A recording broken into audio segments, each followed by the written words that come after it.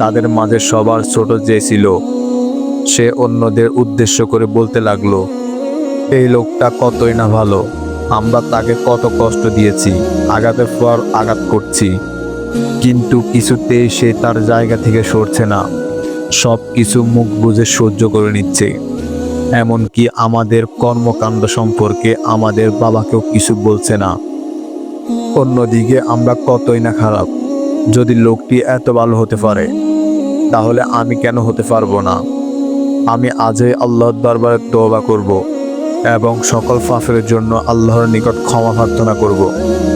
যখন মেজ বোন তার ছোট বোনের এই কথা শুনল, তখন সে মনে মনে বলতে লাগলো, আমার ছোট বোন আমার চেয়ে কত না ভালো।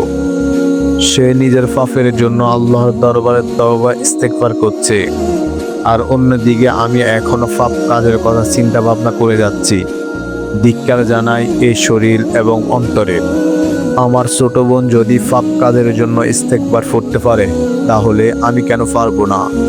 এ কথা বলে সেও তার পাপ কাজের জন্য আল্লাহর দরবারে অনুতপ্ত হয়ে তওবা ইস্তেগফার করতে শুরু করলো। যখন বড় বোন তার ছোট দুই বোনের কর্মকাণ্ড দেখলো, তখন সে নিজেকে ধিক্কার দিয়ে বলতে লাগলো, ধিক্কার জানায় এই অন্তর ও শরীরকে। আমার ছোট দুই বোন কতই না সুন্দর করে পাপ কাজ ছেড়ে আল্লাহর পথে ফিরে এসেছে। যদি তারা এমন করতে পারে তাহলে আমি কেন পারবো না?